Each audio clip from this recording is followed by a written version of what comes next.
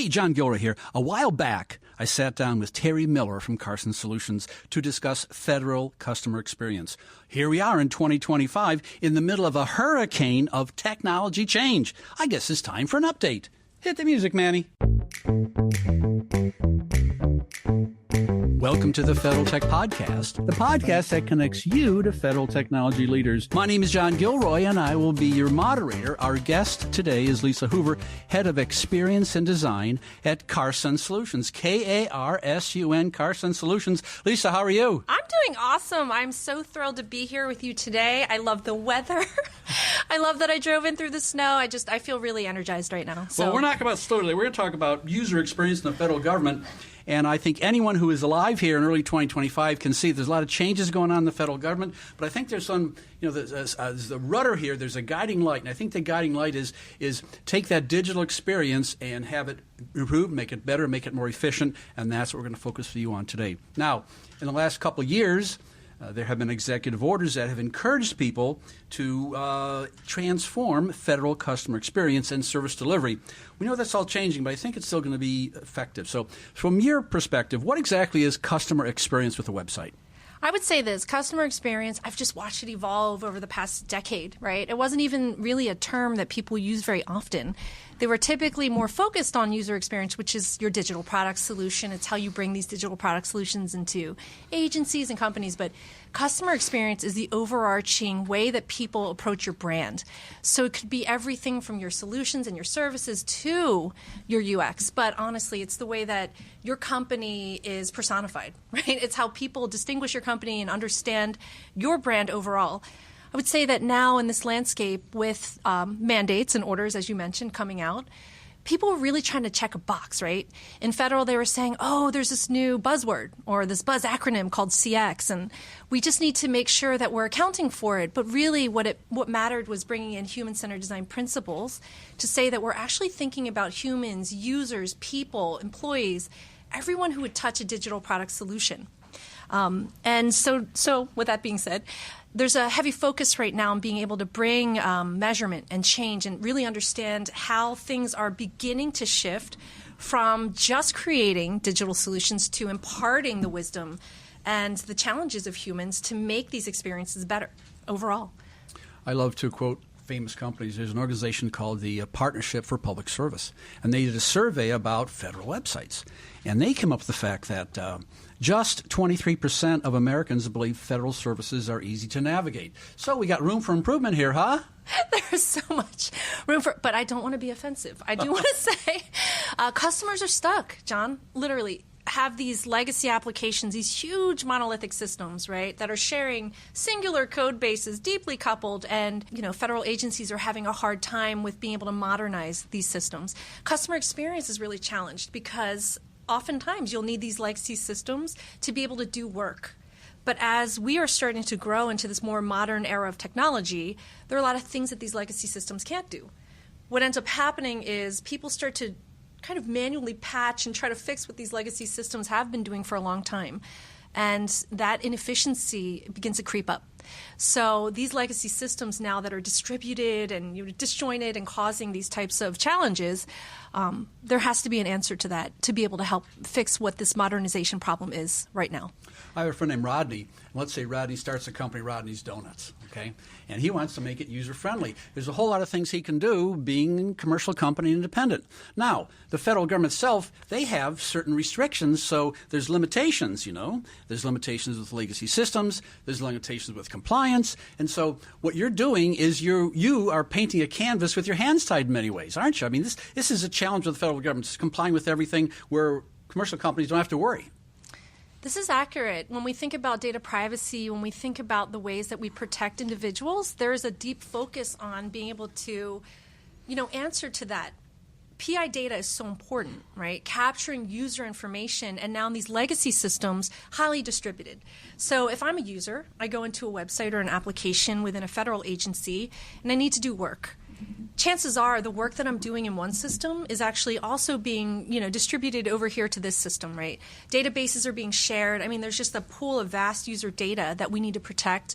And so security does come up often. So as we're modernizing systems, that is top of mind. We need to make sure that we're being responsible about the way that we're protecting data, for sure. When you bring up commercial companies, I do think, and I have worked in that space before as well, yeah, it didn't feel like there was many restrictions or guardrails, but I don't necessarily think that that's, I think that's a challenge in and of itself, because we have to make sure that people's data is always being protected, for sure.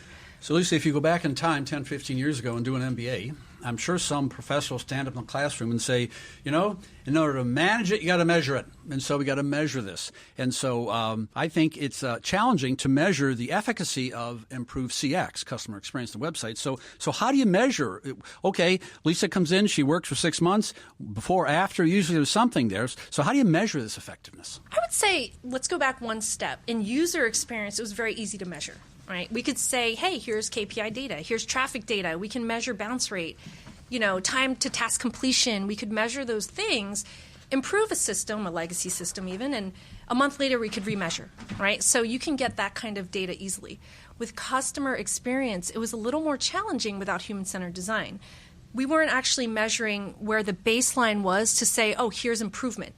And then with legacy systems, all we were really capturing was insight and challenge and pain point that maybe we were capturing in a system, in some kind of system, in some kind of support system, or even our customer support. So they were really laden with these types of support tickets and then trying to refine all this information in a backlog, which became extremely, extremely difficult. So again, the baseline then became, okay, here's a system. People are super challenged by it. We have 4,000 tickets telling us that here are the specific things that we need to improve upon. And then that brings us to the next piece, which is a great deal of manual execution started to happen as a result of that. So again, measurement is difficult in this landscape we're in due to complication and complexity of legacy systems and the being disjointed and having sort of like this distributed data where we can't see it all at once. So that has become really challenging for sure. Customer expectations are changing all the time. 10, 15 years ago, I never thought I could order something and have it available the next day, instantly delivered and for free.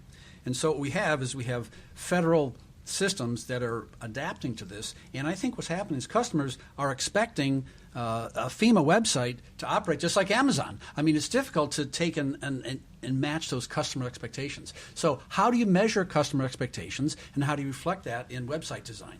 So again, let's go back to customer support. Right now, the inefficiency in being able to capture that data is spread across many different areas within your organization. So I would say, let's start with a user goes to a website. Your customer is experiencing something that is really disjointed and difficult to navigate through. They don't have guides. They don't have virtual assistants. They don't have what we would affectionately now call, AI virtual assistants or chatbots to guide them through what the experience is. They don't have a really simple way of being able to execute a simple task. So they'll send a complaint or they'll write a ticket and say this specific thing is broken. The ways that we measure now are a little different. Right?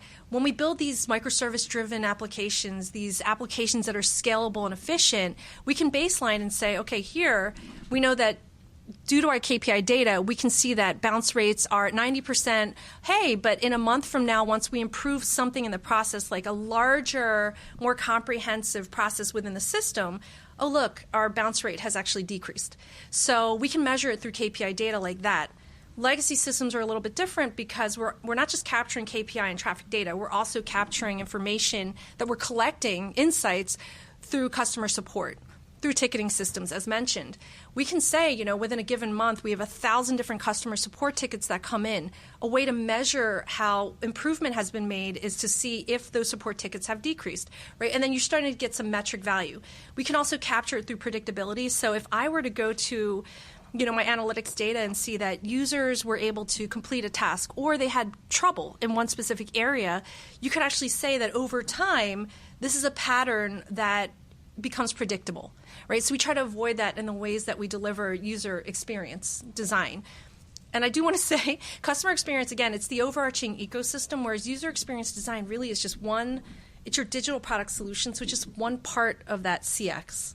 The overlords of podcasting send me mandates. Last year, there's some mandate, and I had to say AI every 20 seconds. So AI, and it's even amplified even more this year. And so my question is where does AI fit in this discussion? And focusing on a lot of different customer problems here, a lot of different websites, legacy applications. So can AI help solve some of these problems? Well, let's talk first about the evolution. I love that you brought up AI. Let's talk about the idea that it has become approachable, John. And this is an area where I'm really passionate. Approachable AI, to me, it signifies the fact that, it used to be this nebulous, really abstract thing, right? People thinking that robots were coming to the earth to take over. These were the concepts that people had lodged in their minds. And I say people very generally, me being one of them, right? I grew up without thinking that AI was this natural thing that we'd ever bring into mainstream. What OpenAI managed to do was make it mainstream. So everyone, their friends and their family all think they're a prompt engineer. Even my mother can get a recipe for kimchi from ChatGPT, and she thinks that is her being a prompt engineer, which is hilarious. But it's made AI approachable, and it's put the wheel of AI in the customer's hands, right? It makes it less scary. So now customers are more open to accepting this technology, and I think the efficiency that you can see gained at just a singular level, like a customer, think about it at mass scale and bringing that type of efficiency into federal, an agency, or, commercial companies you mentioned earlier. But now we can actually see efficiency at scale with AI, and I think it's remarkable. In the world of podcasting, they're using AI to take interviews like this and chop it up. And so yesterday I started studying this. I came up with 16 companies in the snap of a finger. There's so many companies out there. I could spend the next 6 weeks just, understanding the offerings of each, and by then there'd be another company. And by the way, there's an AI version called Claude. Yes, and we use it in our platform today. And so the question is, if you're listening to this and you work for a federal agency or you're working for a contractor, do you want to spend the next 3 months of your life just find exactly how something like Claude can be applied to your application? Or I think there has to be some kind of a filter, and maybe the filter is Karsun Solutions, and maybe the filter is what I saw on your website today, which is Go Redux. So does Redux kind of summarize? You don't have to go there for the next few months. We'll help you understand this. So that's what Redux is all about. Is that right? Yeah. John, I love this question as well. So a lot of agencies, they have hundreds of tools at their disposal now, right? Every new company is right. You got too many to choose from. However, the opportune word, it's called tool. So a lot of times these tools are really just created for one specific task. You can automate a task very quickly. You can automate something that someone's doing very quickly, right? But how does that help the customer experience? If you're just automating a task to update your components across your UX at once, that's not really helping, customers at a broad scale. Okay? What Redux is managing to do is create a blueprint of an entire legacy system, as complicated as it may be. It will actually break down the system architecture. It'll show you not just, the overarching architecture of the system, but the behavior as well. Now, I want you to think about it in terms of remodeling a house, right? If you had many different types of technicians, plumbers, designers, what have you, coming into this home, and you're trying to remodel the home, you want to see the overarching blueprint of every compartmentalized room. You want to turn it into an open floor plan, but changing a light bulb isn't going to solve that. Changing a button on a website isn't going to solve that. Automating one task isn't going to solve that. At the same time, if you were to give this overarching architectural view of a home or a blueprint of a home to all of the different technicians and different contractors that I mentioned, it delivers equal value to each. Right? And me as a designer, right, and I love designing homes, me looking at a home and a space, if I were able to see the whole mapping of the home, that would be unbelievable. If I knew where we would tear down walls and do these things. The same for a plumber. If they only saw gaps or different areas where they could patch, how would that really help them? If they could take a step back and start to strategize and reinvent what the foundation would look like, the load-bearing walls, all of that, right? A plumber, a millworker, a mason, they'd be able to build it from ground up, right? And then build upon it and iterate and iterate. That's the same thing that we do with Redux. So imagine now a whole digital product team. In the past, these product teams would look at a legacy application and be so encumbered with stress and anxiety. It was like, how do I even approach it? There are 21 to 40 disparate applications feeding into this one legacy code base. And if we make one change, we don't know if something else is going to break. right? We'd effectively deploy a whole solution only to find out that 4 different areas within this legacy system were broken. And now with Redux, we can actually capture, again, the whole blueprint of the application, which you don't have to be technical to understand that. You can be a BA to see user requirements. You can actually be a UX designer to see how the information architecture is laid out, along with the user flows and how you can start to reimagine what that UX would be. But also as a developer and engineer, you can see the entire code base, right? How you might want to migrate and modernize into a microservices-driven environment. So again, Redux is now taking the guesswork out of what's wrong or what you're challenged by, and it gives you an overarching situational awareness and context awareness for your legacy system. I've got pages and pages of questions, but if you're listening to this podcast and you're at the gym or you're walking your dog and you want to get more information, you can go to redux.ai, and what I'll do is I'll put the link in the show notes, and so you can go to federaltechpodcast.com, episode number 216, and click right over there, and just maybe take a stroll and try to rethink the way AI can work with the federal government. It's a nice sampling menu, huh? Is that a good word for it? Yeah. Absolutely. I think it's important to think about this house, because what happens if you redo a house, you may have a painting subcontractor, maybe a plumber, maybe an electrician, you maybe have a structural engineer, but there's always an over-ending general contractor, isn't there? There's a general contractor who knows a little bit about a little about this, a little about plumbing, and can make sure you reach the goal. And maybe that's where Karsun fits in. Maybe you're the general contractor for AI, huh? Because you have an overview. You know, John, I've been in a lot of different consulting firms, startups. You know, I've spent a lot of my career working with technologists, and I would say this company, Karsun, is just full of brilliant and talented engineers, and the technology that was developed here with Redux is bar none. I am so excited about the opportunity of bringing AI to federal. And, you know, right now we do have Redux in our federal agencies. And one thing that we really like to promote is that we're not just bringing amazing innovation in AI and technology, but we're doing it responsibly. Right? We're making sure that we're hitting data privacy and that we are acutely attuned to the fact that within federal, we have to stay within these security parameters. That is one thing that we've had vetted very responsibly, had these federal agencies come back and say, yeah, this is a platform that is usable, and not just usable, that can innovate and change the game to be able to bring efficiency at grand scale to the entire agency. Efficiency, ding, ding, ding, that's the phrase that pays. Here we are, 2025, Washington, D.C. If you want to say one word, use the word efficiency, because people are looking at the way federal IT is administered and it's produced and saying, how can you be more efficient? How can you had 10 people last year, you may have 8 people this year. So how can you be more efficient with that group you have? And what your suggestion is you may be spinning your wheels by learning everything you possibly can about Adobe Premiere and using videos for your website or something, but you maybe have to step back and look at it from a subcontractor perspective or a general contractor perspective, huh? I would say this. Think about the opportunity of AI at grand scale.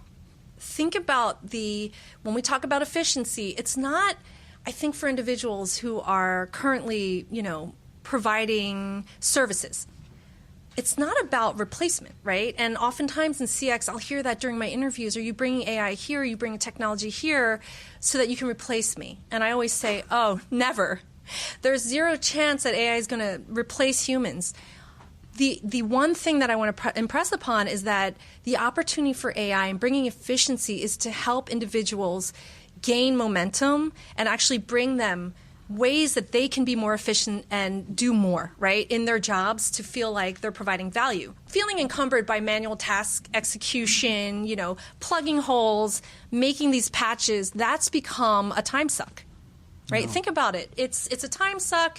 It's time where you could be efficient. Developers, for example, they spend 80% of their week thinking about solutions and how to patch something because something in a legacy application has broken. They spend the 20 minutes of time trying to fix that one patch only to realize completely inefficient. They were focused on the wrong thing and something else is broken. But if you think about the opportunity now to bring efficiency to that developer, they can actually take a step back, get that situational awareness for the whole blueprint of an application using Redux. They can actually now strategize a plan to fix the foundation and iteratively start to improve at grand scale. So now that 80% of time has been vastly decreased by AI. right? Now they can really focus on the modernization effort versus the overthinking for a solution that might not work. I'm going to do advanced mathematics here right before your very eyes. So 40 hours a week, 80%, maybe 32 hours a week. Oh, yeah. So, and I've done this researching AI for podcasting. You can spend easily 32 hours a week. Now, what you might want to do is, we're in the offices of Karsun. We walk down the hall. We have this whole thing called the Innovation Center. And there are, 10, 15 people in there who they've already beat their head against the wall and try to figure out what this is for, what this needs for. This is a bad fit. This is a good fit. And most importantly, they can vet a company. There could be a company, let's say Manny Technologies, and it's a great solution, but can go out of business.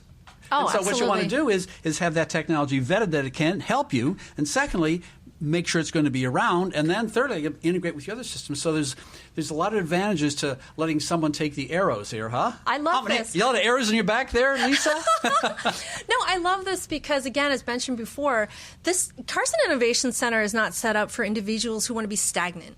Right, and to sit back and just think about how others can bring a solution. I've never in my career met technologists that were just so excited and passionate about innovation, right? And it's not just passion about innovation. When I look at our CX team and I look at our engineering team, right? These are individuals who are constantly thinking about innovation. We are like a family of innovators, so we're never short on ideas, and especially the way that technology is moving, especially with AI, right? And it being now accepted, right, because of, the different things that I'd mentioned earlier. But OpenAI really making this mainstream, I think the world is our oyster.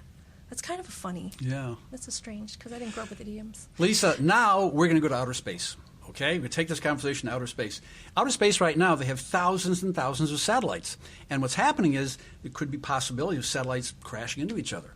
And so what the military says is you have to develop situational awareness. I see, situational awareness. I think this may apply to designing systems in the federal government. What you're saying is that you have a legacy system, has certain dependencies. If you alter the CX, the customer experience for that system, it could impact something else. And so what we're doing here is we're making sure you have situational awareness, but within a legacy system and a new system. Is that a good application for situational awareness? It is, absolutely. And I would say this, as mentioned, with your entire product team right now, it could be anxiety provoking, right? And it's really intimidating to approach a really antiquated legacy system that might have a lot of plumbing.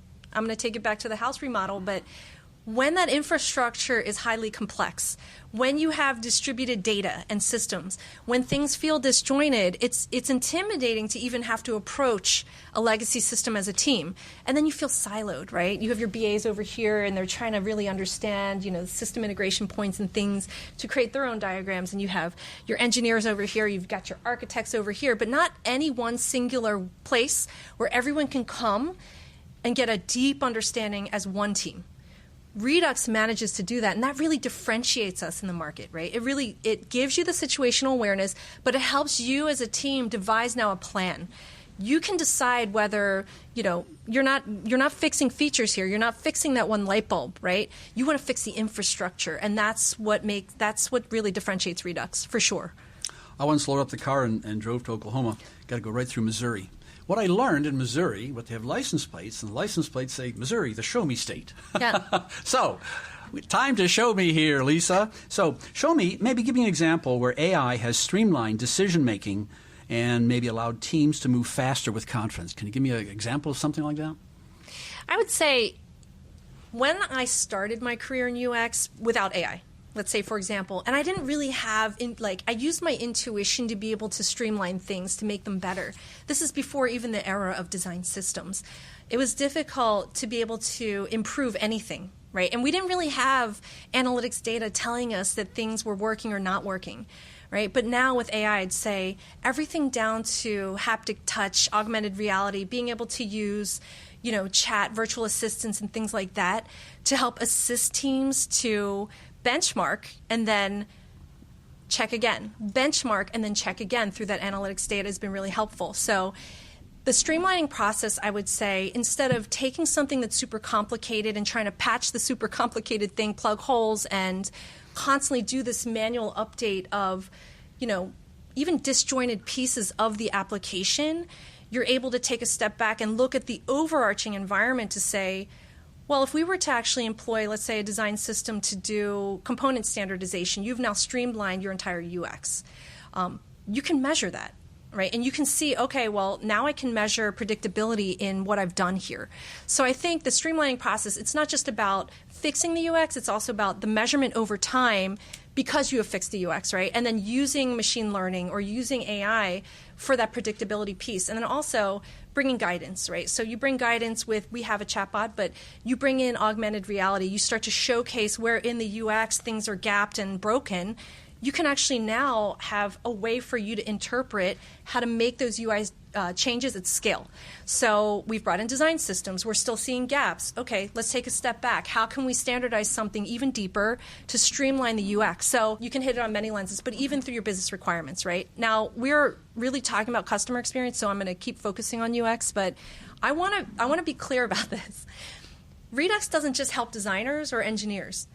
And you don't have to be highly technical to understand a blueprint of your business requirements within the application, right? You don't have to be highly technical to understand a user flow or an information architecture or a sitemap and how that's laid out to show you more of the blueprint, right?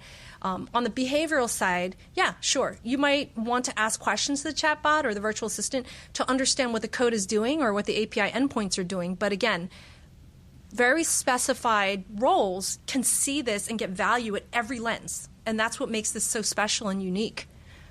Well, this is a strange podcast. We've talked about outer space, we've talked about houses, driving through Missouri, and we're going to push a little bit. We talk about puzzles. So I'm listening to you, and I'm trying to think of elements and looking at the big picture and looking at the blueprint and see where it all fits in, and making sure long-term system thinking and situational awareness. If you have a puzzle with 300 pieces, and I hand you a piece, you're going to go, oh, I hand you 5 pieces, you're going to say, oh, but if you have the box that it's in, you get the blueprint, don't you? You get the blueprint of what the puzzle is supposed to look like. And so I think when you look at a system from a detached view, and you call it a benchmark, you can call it a blueprint, but this digital blueprint allows you to see where the pieces fit together. Well, maybe you're so wrapped up in your own individual system that you can't see how that's going to impact others. And so Lisa comes in to save the day. I don't know about saving the day. But yeah, definitely you're seeing snapshots now, whereas I love your analogy. You want to see the puzzle. You want to see the full puzzle. It's like a car. Like if you just handed me a car, like an engine, I don't know much about cars, but if you just handed me wheels and a steering wheel, yeah. what would I know? Like I would know nothing about the the end state result of that car. I want to drive it. So please, hand me more than just a hood. Good. I'm going to ask you one final question, but if you want to learn more about Go Redux, go to goredux.ai. That's GOREDUX. Look into your crystal ball and tell me 2025, 2026. Do you think there's going to be more adaptation to more efficiency with customer experience and federal government, or are we just going to hit a logjam here? Or what's going to happen here this year? What I'm excited about is using tools like Redux, a platform like Redux, and being able to capture that blueprint and make change at mass scale, improving legacy systems, modernizing legacy systems so they're highly usable, so that they're faster, more efficient, so that you can do more and you can scale faster. That's really going to open the aperture, like open the lens of customer experience, because now customers are going to have things that are usable, modernized, and creating more efficiency in their lives, right? And I'm so excited about the future. I'm so excited about using AI to be able to enhance and create these efficiencies for the customer. I'm excited to see customers satisfied, happy, and joyful, and that's really always my end state goal. Yeah, efficiency is the key word from this interview, and I think you can help. We're running out of time here, unfortunately. So you have been listening to the Federal Tech Podcast with John Gilroy. I'd like to thank my guest, Lisa Hoover, Head of Experience and Design at Karsun Solutions, KARSUN, Karsun Solutions. Thank you so much.